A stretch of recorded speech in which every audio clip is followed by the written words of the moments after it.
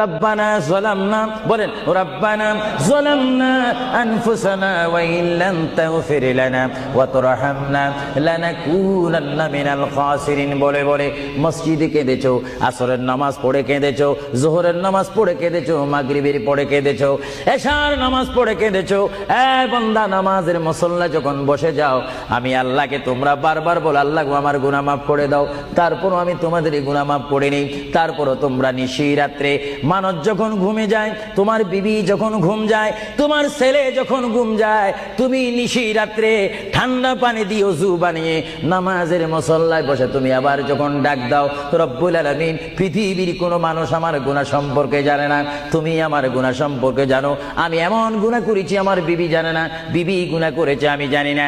আল্লাহ তুমি সব কিচ্ছু জানো, হে আমার প্রভু তুমি আমাকে মাফ করে দাও।